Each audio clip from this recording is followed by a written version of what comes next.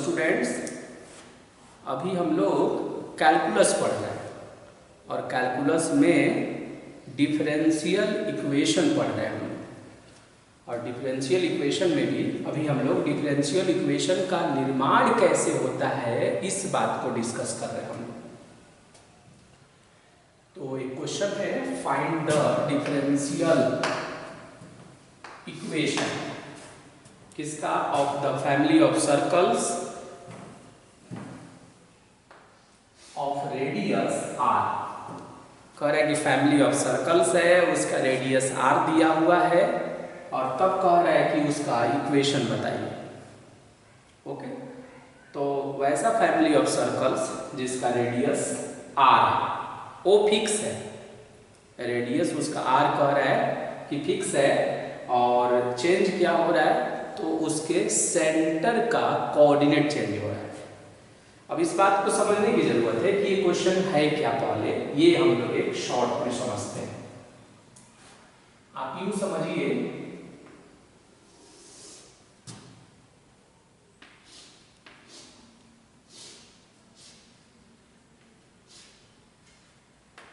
ये आपका एक्सिस है और ये आपका ओरिजिन, ये एक्स एक्सिस और ये है वाई एक्सिस। अब आप उन सभी सर्कलों का इमेजिन करिए जिसका रेडियस तो आर है बट सेंटर डिफरेंट है। तो सोचिए वैसा सर्कल ये हो सकता है, ये एक सर्कल है, इसका रेडियस आर है।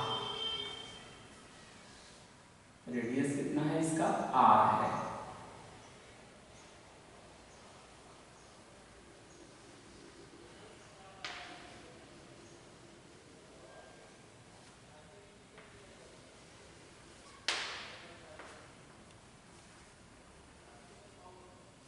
हो गया ये।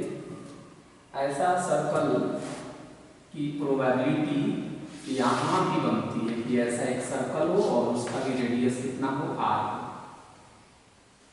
ऐसा सर्कल यहाँ भी हो सकता है और हम इसका रेडियस आर मान सकते हैं।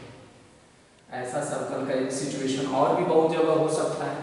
तो कह रहे हैं कि ये जो 3 सर्कल्स हमने बनाया, फर्स्ट वाले सर्कल को अगर हम C1 कहें, सेकेंड वाले सर्कल को C2 कहें और थर्ड वाले सर्कल को C3 कहें, तो ऐसा सर्कल होने की प्रोबेबिलिटी बहुत ज़्यादा है। मतलब कि ऐसा सर्कल की सिचुएशन बहुत जगह अकर हो सकती है। तो कह रहा है कि ऐसे सर्कल का डिफरेंशियल इक्वेशन बताइए जिसका रेडियस तो आर है बट सेंटर के बारे में कोई कमेंट नहीं किया हुआ है। तो हम क्या करेंगे कि मान लेंगे कि लेफ्ट,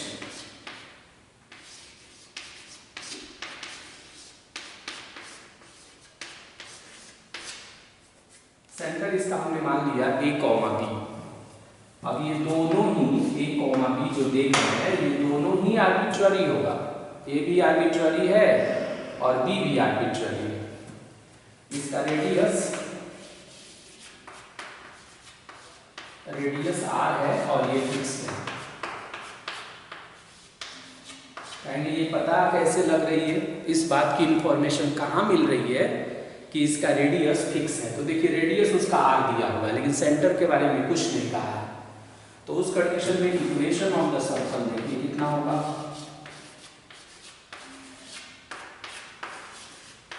इक्वेशन ऑफ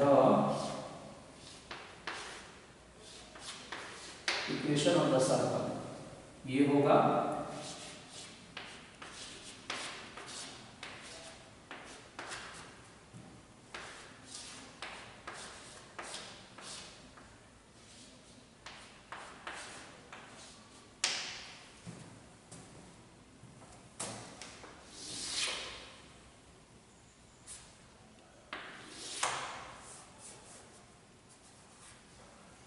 ये हो गया आपका इक्वेशन ऑफ द सर्कल हो गया x माइनस ए का होल स्क्वायर और प्लस में y माइनस बी का whole square is equal to R square.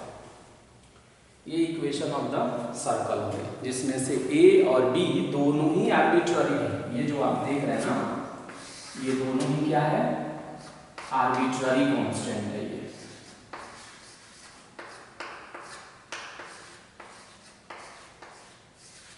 दोनों को ही क्या बोला मैंने, ये आर्बिट्ररी कांस्टेंट है ये।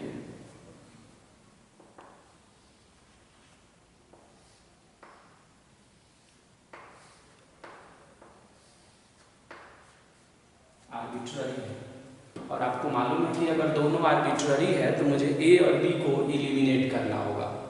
यानी यहाँ आर्बिट्ररी कांस्टेंट कितना हो गया, 2 हो गया आर्बिट्ररी कांस्टेंट। इट मीन्स कि फंक्शन को 2 बार डिफरेंशिएट करना होगा। इसे हम इक्वेशन फर्स्ट करते हैं। अब उसे डिफरेंशिएट करेंगे तो बताइए, डिफरेंशिएट करेंगे तो कितना आएगा, ये आएगा 2x माइनस ए आएगा। डीसी आपको ऑलरेडी मालूम है, x माइनस ए के होल स्क्वायर का जब निकालेंगे तो 2 इंटू एक्स माइनस ए आएगा। उसका बताइए सेकंड वाले का 2 इंटू वाई माइनस बी आएगा। अब फिर y माइनस बी का निकालेंगे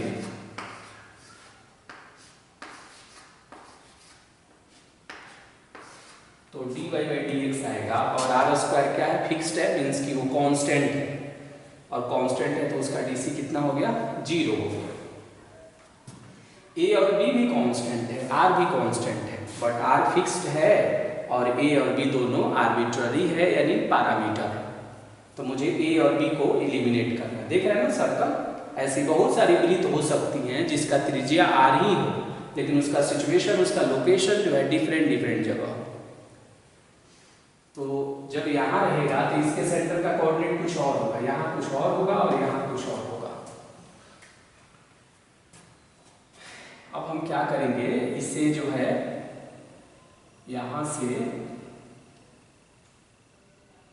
इसे तो हमने डिफरेंशिएट कर लिया एक बार, 2 इंटू, और यहाँ से 2 का कॉमन भी बन जाएगा। कितना हो जाएगा यहाँ से, 2 का जब हम कॉमन बनाएंगे तो ये होगा x माइनस ए, और प्लस में होगा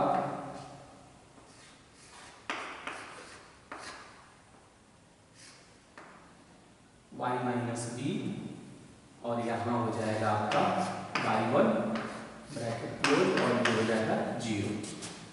अब फिर इसे हमने सेकंड कर दिया, इसे एक बार और हम डिफरेंशिएट करेंगे। ओके, तो एक बार और जब हम इसे डिफरेंशिएट करेंगे तो यहाँ लिख देंगे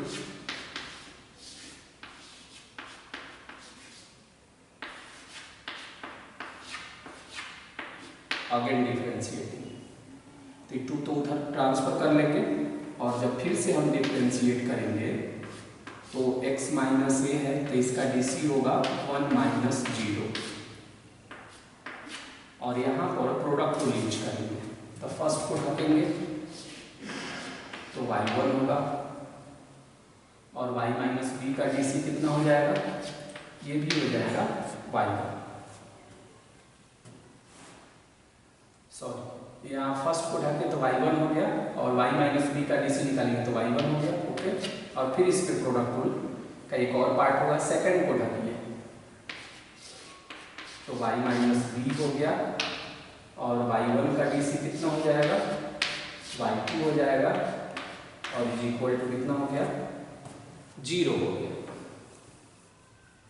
ओके,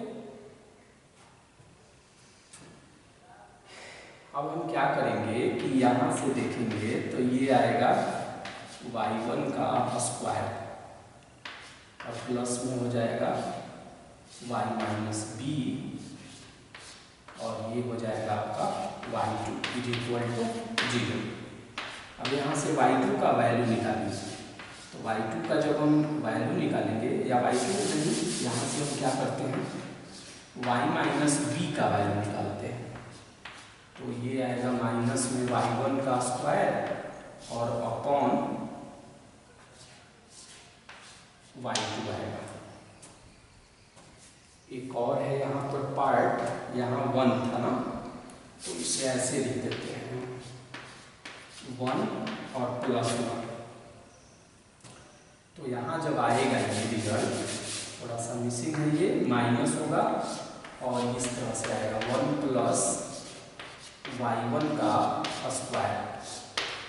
देखिए इससे हमने क्या किया, इससे हमने y - b का वैल्यू कैलकुलेट कर लिया। ये +1 है, उधर ट्रांसफर कर लेंगे -1, इसको भी उधर ट्रांसफर कर लेंगे तो -y1² माइनस का कॉमन बनाए और y - b निकाल रहे हैं तो अपॉन में क्या हो जाएगा, y2 हो जाएगा। अब y - b हमने कैलकुलेट किया यहाँ से, क्योंकि सिंपल तरीके से एलिमिनेट नहीं होने वाला। मेरा मिशन क्या है, हम चाह रहे हैं कि x - a का वैल्यू निकालें, y - b का भी वैल्यू निकालें और यहाँ लाकर पुट कर दे और सिंप्लीफाई कर दे तो वही मेरा डिफरेंशियल इक्वेशन हो जाएगा। अब y - b निकल गया, अब हम x - a निकालते हैं तो सेकंड वाले से हम आएंगे। अब हम क्या करते हैं, लिखते हैं फ्रॉम सेकंड वाले से x - a का वैल्यू बताइए। तो x - a का हो जाएगा -y - b और ये हो गया आपका y1। अब ये माइनस और y - b का वैल्यू यहाँ से रख दीजिए, तो ये माइनस और ये माइनस प्लस हो जाएगा। तो y - b का वैल्यू 1 + y1 का स्क्वायर और अपॉन में y2 और इनटू में कितना हो गया, y1। ये किसका वैल्यू हमने निकाला, ये निकाला हमने x - a का। अब इन दोनों वैल्यू को हम पुट करेंगे फर्स्ट में।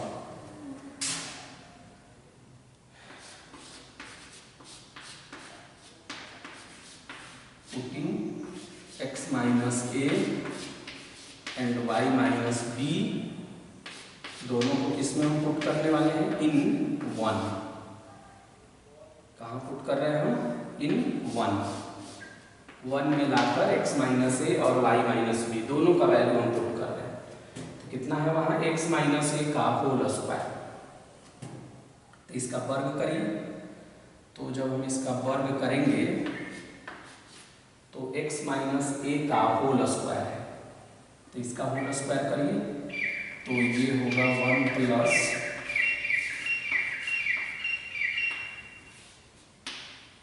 y1 का स्क्वायर है और ब्रैकेट क्लोज, यहाँ है y1 और अपॉन में है y2, दोनों को एक साथ ले लिया हमने और ये होल स्क्वायर प्लस, फिर कितना है y - b का होल स्क्वायर।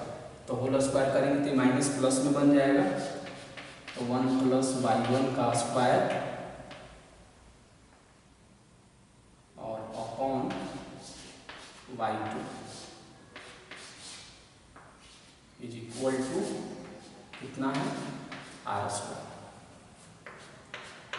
अब देखिए 1 + y1 का होल स्क्वायर का स्क्वायर दोनों में से कॉमन कर लीजिए।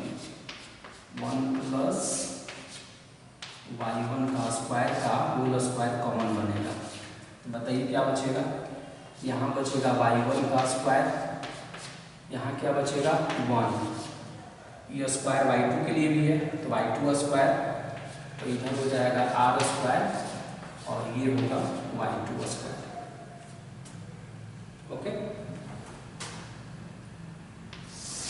अब देखिए ये दोनों सेम है, 1 + y1 के होल स्क्वायर का पावर 2 और इसका पावर 1, तो ये ऐसे बन जाएगा 1 + y1 स्क्वायर और इसका पावर हो जाएगा 3 और इधर हो जाएगा r² और कितना हो जाएगा y2 का स्क्वायर। तो इसको हम ऐसे भी लिख सकते हैं r/2 का होल स्क्वायर।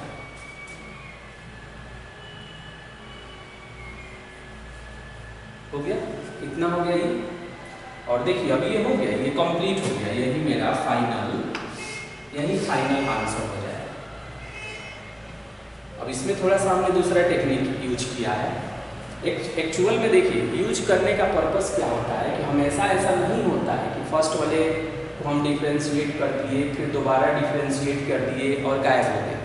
उसे एलिमिनेट करने के लिए बहुत सारे मेथड है, बहुत सारे टेक्निक है। इसलिए हमने क्या किया, फर्स्ट बार डिफ्रेंशिएट किया तो ये आया, देखा हमने कि नहीं एलिमिनेट हुआ है। फिर दोबारा डिफ्रेंशिएट किया तो ये आया। अब यहाँ से हमने क्या किया कि y माइनस बी का वैल्यू निकाला। क्यों? क्योंकि y माइनस बी निकल जाए और x माइनस ए निकल जाए तो दोनों यहाँ पुट कर देंगे।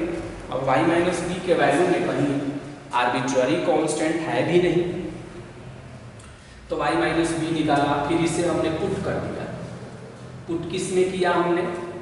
सेकंड वाले में, फ्रॉम टू। सेकंड वाले में हमने पुट किया और पुट करके फिर हमने क्या किया, x माइनस ए निकाला। और x माइनस ए जब निकल गया तो x माइनस ए और y माइनस बी दोनों को ले जाकर फर्स्ट में पुट कर दिया, फर्स्ट वाले इक्वेशन, और उसे सिंप्लीफाई कर दिया। अब जब सिंप्लीफाई कर रहे थे तो देखिए ये होल स्क्वायर है, तो ये स्क्वायर दोनों के लिए एक बार आएगा 1 प्लस y1 का स्क्वायर, उसके लिए भी पावर 2 और एक बार y1 के लिए भी पावर 2, फिर उसी तरह ये 2 इसके लिए भी है, तो y2 का पावर 2, तो y2 यहाँ पर इसमें जाकर मल्टीप्लाई हो गया, तो वहीं y2 का पावर 2, इसमें भी y2 का पावर 2 है, एलसीएम सेम हो जाएगा।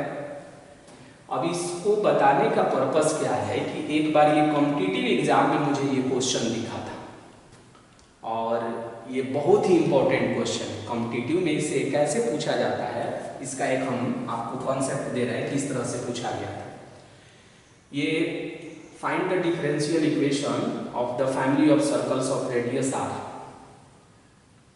तो वहां क्या पूछ रहा था कि जैसे ये जो रिजल्ट आया हुआ है ये वाला, तो ये इक्वेशन ऑलरेडी दिया हुआ था वहां, क्या था, ये इक्वेशन ऑलरेडी दिया हुआ था।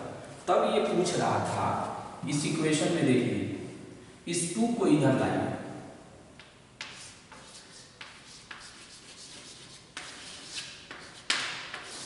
इस 2 को इधर लाइए, क्या होगा 1 प्लस y1 का स्क्वायर और टोटल पावर हो जाएगा 3/2 is equal to r y2। 2 जब इधर आएगा तो 1/2 बनता है, तो वहीं 3/2 हो जाएगा। अब देखिए 1 प्लस y1 का स्क्वायर और टोटल पावर है 3/2 और अपॉन में है y2, अपॉन में क्या है y2 और इज इक्वल टू है r, क्या है ये r, स्मॉल r।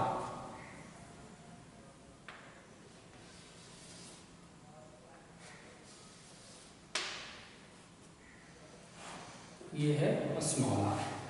तो पूछ रहा था कि ये इक्वेशन दिया हुआ था, तो पूछ रहा था कि बताइए इसका वैल्यू किसके इक्वल होगा, इसका 1 प्लस y1 का होल स्क्वायर टोटल पावर 3/2 और अपॉन में y2 का वैल्यू किसके इक्वल होगा। तो इसका वैल्यू, इसका आंसर यही था कि ये r के इक्वल होगा, r मीन्स रेडियस के इक्वल होगा। तो वहीं वहाँ ऑप्शन दिया हुआ था कि रेडियस के इक्वल होगा, सेंटर के इक्वल होगा, और भी बहुत सारे ऑप्शन वहाँ प्रोवाइड किए हुए थे। तो हमेशा ध्यान रखना चाहिए कि जब सर्कल का इक्वेशन ये होता है, ये general equation of the circle है जहाँ पर स्मॉल ए और स्मॉल बी रेडियस होता है। इस इक्वेशन को आपको याद रखना होगा कि जब सेंटर ए कॉमा बी है, रेडियस स्मॉल r है, तो उसका इक्वेशन ये होगा x माइनस ए का होल स्क्वायर प्लस में y माइनस बी का whole square is equal to r square, where r is equal to radius of the circle a comma b is equal to centre of the circle. अब ये जो आप r देखते हैं यहाँ पर, ये वाला जो r आप देख रहे हैं, ये वाला तो यही आर जो वहाँ पर रेडियस था किसके इक्वल होता है, इसे याद रखना होगा कि जब general equation of the circle O होता है तो 1 प्लस y1 का square total power 3/2 upon y2 का वैल्यू किसके इक्वल होता है, रेडियस के इक्वल होता है। r मीन्स क्या है यहाँ पर, r का मतलब है रेडियस। तो वही पूछता है कि इसका वैल्यू किसके इक्वल होना चाहिए। अब कैलकुलेट करेंगे तो वक्त लगेगा, इसलिए आपको ऐसे लर्न रखना चाहिए। और ये मेरा इसके हिसाब से आंसर हो गया, और इस चीज को हम चाहें तो ऐसे भी लिख सकते हैं। इस आंसर को हम ऐसे भी सजा सकते हैं। तो ये ध्यान रखेंगे, काफी कंसेप्चुअल क्वेश्चन है। आपको मैंने बताया भी कॉम्पिटिटिव एग्जाम में कैसे पूछी जाती है कि जब general equation of the circle ये है तो 1 प्लस y1 का square total power 3/2 upon y2 radius के इक्वल होता है। रेडियस मीन्स यहाँ स्मॉल r है तो स्मॉल r के इक्वल है। ओके।